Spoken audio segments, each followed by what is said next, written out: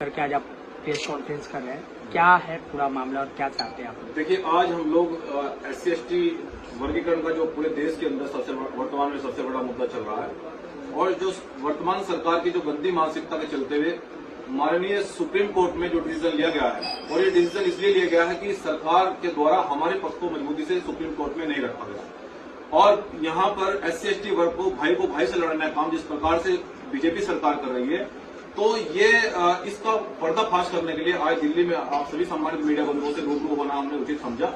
और हम ये कहना चाहते हैं कि जिस प्रकार से सरकार के द्वारा ये सुप्रीम कोर्ट के द्वारा कहलवाया गया कि SC/ST वर्ग का हम लोग वर्गीकरण करेंगे, हम ये पूछना चाहते हैं कि वो जो क्रीमी लेयर की बात कर रहे हैं वो कौन सा क्रीमी लेयर है। हम ये जानना चाहते हैं सरकार से कि कौन सी क्रीमी लेयर की बात कर रही है वो, कि यदि 1000 में से SC/ST का बच्चा कोई मेहनत और मजदूरी करके शिक्षित बन जाता है, वो बड़ी कुर्सी पर पहुंच जाता है, तो ये सरकार के पेट में दर्द क्यों हो रहा है। हम ये पूछना चाहते हैं सरकार से कौन सी क्रिमिनल लेयर की बात सरकार करना चाहती है। तो इसलिए सरकार की जो मंशा है भाई को आपस में लड़ाने का जो प्रयास किया जा रहा है, ये बिल्कुल भी सफल नहीं होगा। और दूसरी बात यह कि आज भी देश को 75 साल से ज्यादा आजाद हुए हो गए, लेकिन आज भी SC/ST जो वर्ग है वो उसकी जिंदगी आज वो बद से बदतर जी रहा है। आज भी वो सफाई करते हुए गटर में दम घुटने से मरने के लिए मजबूर है। क्यों? आखिर आज भी वो शिक्षा ग्रहण क्यों नहीं कर पा रहा है? आज भी वो उसको मूंछ रखने पर, घोड़ी चढ़ने पर आज भी उसको बेरहमी से क्यों मारा जा रहा है? देखिए, बाबा साहब डॉक्टर अम्बेडकर ने आरक्षण हमें इसलिए दिया कि गैर बराबरी जो है ना वो आए और सब लोग समान आए। जो दबे हुए लोग हैं, जो जिनको आज तक अधिकार नहीं मिला, जो पिछड़े हुए लोग हैं, वो समान आए, इसलिए आरक्षण की आवश्यकता पड़ी। लेकिन जो लोग कहते हैं कि अब आरक्षण की आवश्यकता नहीं है, लेकिन आज भी हम ये कहना चाहते हैं, मीडिया के माध्यम से बताना चाहते हैं कि आज भी देश के अंदर जो SC/ST लोग हैं, जो दलित लोग हैं, आज भी उनकी हालत बद से बदतर है। आज भी वो लोग उनकी आर्थिक और सामाजिक गैर बराबरी नहीं हो पाई है। और हम ये कहना चाहते हैं कि जो देश के अंदर जो IAS PCS लोग हैं, कुछ लोग अपर कास्ट के लोगों का मानना यह है कि अगर क्या SC/ST में गरीब लोग हैं, हम इसमें भी स्पष्टीकरण लेना चाहते हैं। हो सकता है अपर कास्ट में भी गरीब हो सकते हैं, लेकिन आरक्षण का मतलब केवल आर्थिक उन्नति नहीं है। आरक्षण का मतलब सामाजिक बराबरी भी है, जो कि आज तक SC/ST को नहीं मिल पाई है। इसका सबसे बड़ा उदाहरण यह है कि जितने देश के अंदर IAS और PCS हैं, जब अपर कास्ट के व्यक्ति को यह पता लगता है कि ये SC कैटेगरी का व्यक्ति है, तो उसके साथ में जातिगत उत्पीड़न किया जाता है। आज कोई व्यक्ति हेड कांस्टेबल या हेड मास्टर के पद पर तैनात होता था, वो रिटायर भी उसी पद पर हो रहा है, तो कहां आरक्षण दिया जा रहा है? हम ये कहना चाहते हैं सरकार से कि अगर SC/ST का वर्गीकरण होगा तो आप लोग जो अपर कास्ट के लोग हैं, आप उसका वर्गीकरण क्यों नहीं कर पा रहे हैं? आप हमें बताइए कि SC/ST के जज सुप्रीम कोर्ट में कितने हैं? आप ये बताइए कि जितने भी हाई कोर्ट हैं सभी प्रदेशों के, जिला न्यायालय है, उसमें SC/ST के लोग कितने तैनात हैं? हम सरकार से डिमांड करते हैं इसको सार्वजनिक किया जाए। और जितनी भी देश के सभी प्रदेशों में IAS और PCS की सीटें हैं, कि वो कितनी है, SC/ST के लोग उनकी कितनी सीटें उन्होंने दी है, इसकी रिपोर्ट सार्वजनिक करें। और जो आजकल खासकर हमारे देश के अंदर क्या हो रहा है कि हमारे वाल्मीकि भाई को भड़काने का प्रयास किया जा रहा है। हम ये पूछना चाहते हैं कि जो लोग इनको प्राइवेट ठेके पर जो हमारे लोगों से मजदूरी करवा रहे हैं, जो सफाई करवाते हैं, आज तक ये सरकार उनको सरकारी नहीं कर पाई, परमानेंट नहीं कर पाई, और ये आज हमारे अधिकार देने की बात कर रहे हैं। मैं अपने बहुजन समाज के लोगों से कहना चाहता हूं बड़ी जिम्मेदारी के साथ में कि इन बहरूपियों से हमें गुमराह नहीं होना है। ये वही लोग हैं जिन्होंने आज से कुछ साल पहले SC/ST में बदलाव किया था और हमारे अधिकारों का हनन करने का प्रयास किया था। लेकिन इस बार भी हम लोग संवैधानिक रूप से एकत्रित होंगे, अपनी डिमांड को सरकार के सामने रखेंगे। तो इसलिए सम्मानित साथियों, और हम ये भी कहना चाहते हैं कि जिस प्रकार से आज भी देश के अंदर SC/ST का जो आर्थिक और सामाजिक जो व्यवस्था है अपर कास्ट में, और देश के जो पूंजीपति लोग हैं, देश के कुछ ही पूंजीपति लोग हाथों में सभी उद्योग दे रखे हैं, सभी धंधे उनके हाथों में दे रखे हैं। क्या SC/ST के लोग धंधे करने की, उनको उद्योग करने की उनको अधिकार नहीं है? ये जानबूझकर सरकार उनको कई हजार करोड़ रुपए उनको लोन देती है, और जब SC/ST को लोन देने की बात आती है, जब SC/ST के लोग उद्योग लगाने की बात करते हैं, तो उनको गोली देकर टरका दिया जाता है। इसलिए हमारे लोग आज भी आर्थिक और सामाजिक रूप से पिछड़े हुए हैं, इसलिए वो ऊपर नहीं उठ पा रहे। इसलिए हम ये कहना चाहते हैं सरकार से, इसलिए हमें आज भी आरक्षण की आवश्यकता है। आज भी हम आजादी के इतने बाद भी हम लोग समान नहीं आ पा रहे, आज भी हमारा समाज पिछड़ा हुआ है।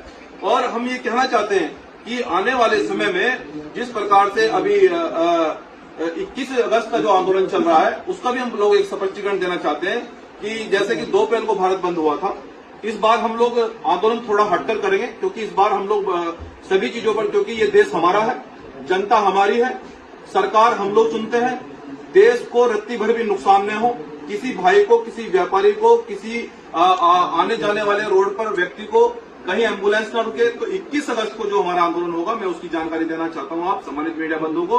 साथियों, सबसे पहले तो कहना चाहता हूं कि केवल ये SC/ST की लड़ाई नहीं है, क्योंकि अधिकारियों की लड़ाई में कोई जाति और धर्म नहीं होता है। इस लड़ाई में सभी जातियों का, सभी धर्मों का सम्मान है, मजदूर किसान लोगों का सबका सम्मान है। ये लड़ाई अधिकारों की है और अधिकारी की लड़ाई में नौता नहीं भेजा जाता, जिसको दर्द होता है वो जरूर आता है। इसलिए हम ये कहना चाहते हैं कि ये स्पष्ट कर दें कि ये लड़ाई केवल SC/ST के लोग नहीं लड़ रहे हैं।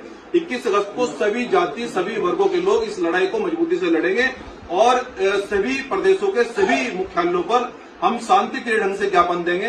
जैसे कि कुछ लोग ये भ्रम फैला रहे हैं कि देश बंद होगा, कोई बाजार बंद नहीं होगा, बल्कि जितने भी बाजार में व्यापारी हैं उनको साथ लेकर, जितने भी संगठन हैं, देश के सामाजिक संगठन हैं, उनको सम्मान पूर्वक साथ लेकर इस आंदोलन को हम लोग मुख्यालयों पर ज्ञापन देंगे कि हमारी डिमांड क्यों है, आखिर SC/ST का वर्गीकरण किस प्रकार से नहीं किया जाना चाहिए, हमारी डिमांड और जितनी भी हमारी डिमांड है उसको संवैधानिक रूप से रखेंगे। इसलिए किसी प्रकार से गुमराह होने की आवश्यकता नहीं है। और मैं अपने बहुजन समाज के लोगों को भी ये भी संदेश देना चाहता हूं कि किसी प्रकार से गुमराह होने की आवश्यकता नहीं है। जो व्यक्ति असंवैधानिक गतिविधि 21 अगस्त को करेगा उसके खिलाफ निश्चित रूप से वो वीडियोग्राफी में, क्योंकि ये आंदोलन 21 अगस्त को पूरा वीडियोग्राफी में होगा, क्योंकि हो सकता है कि हमारे आंदोलन को जिस प्रकार से 2 अप्रैल में बहुत सारे बाहर के मनुवादी लोगों ने खराब कराने का प्रयास किया, तो बहुजन समाज के युवाओं को भी हमारा संदेश है कि पूरा आंदोलन वीडियोग्राफी में किया जाए।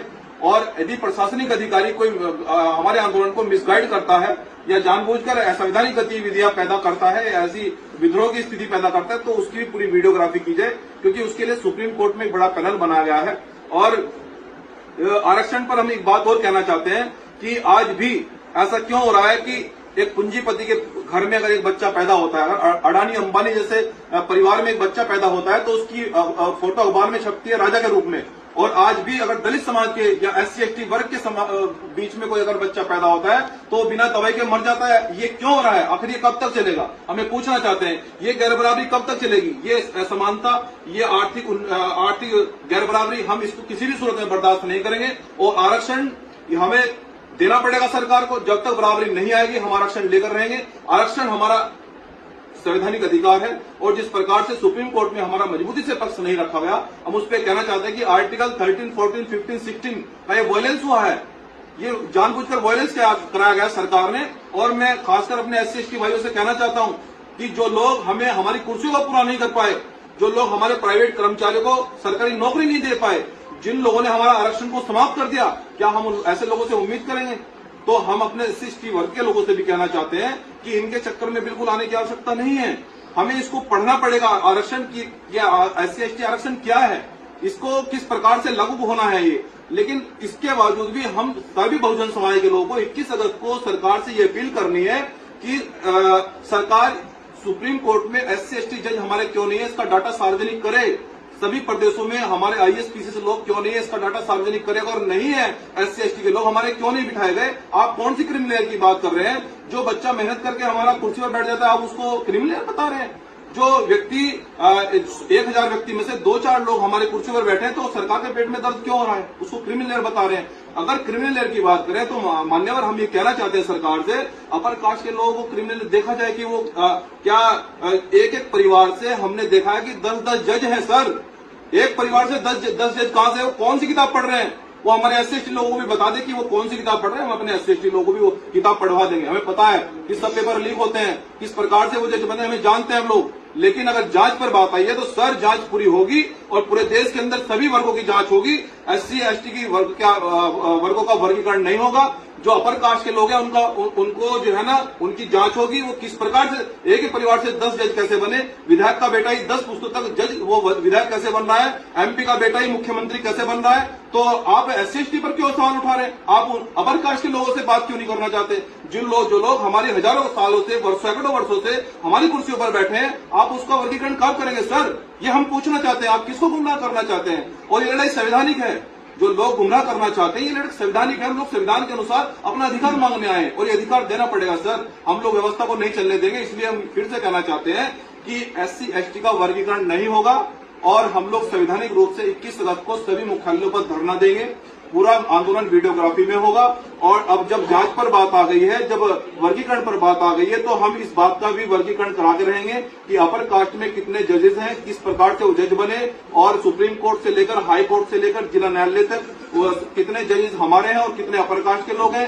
सभी को कुर्सी पर अपर कास्ट के लोगों क्यों बिठाया जा रहा है? क्या SC ST के लोग मादा नहीं रखते कुर्सी पर बैठने की? क्या उनमें हौसला नहीं है? क्या वो शिक्षित नहीं हो पा रहे हैं? और जिस प्रकार से SC ST की शिक्षा को खत्म कर दिया गया है सर, ये आर्टिकल 15 में हमारा फंडामेंटल राइट्स है, ये अधिकार है हमारा। इस शिक्षा के अधिकार को क्यों छीना जा रहा है? बाबा साहब ने कहा था कि जो पढ़ेगा वो बढ़ेगा, लेकिन हमारी पढ़ाई रोक दी गई। इसलिए बहुजन समाज SC ST के लोग नहीं बढ़ पा रहे हैं। इसलिए हमें शिक्षा दी जाए जीरो बैलेंस पर, जो संविधान में हमारे लिए बाबा साहब डॉक्टर अम्बेडकर ने सुरक्षित लिखा है। अगर हमें शिक्षा नहीं मिलेगी तो हम आने वाले समय में विश्वविद्यालयों में भी धरने प्रदर्शन करेंगे, व्यवस्था को नहीं चलने देंगे। इसलिए अब अगर वर्गीकरण होगा तो ऊपर कास्ट का होगा, SC ST का वर्गीकरण नहीं होगा। और बाकी हमारे सुप्रीम कोर्ट के वकील हैं, मैं एडवोकेट महमूद प्राचा जी, क्योंकि लीगल रूप से भी हमने इस आंदोलन की भूमिका बनाई है, तो वो भी आपको जानकारी देंगे। महमूद प्राचा जी।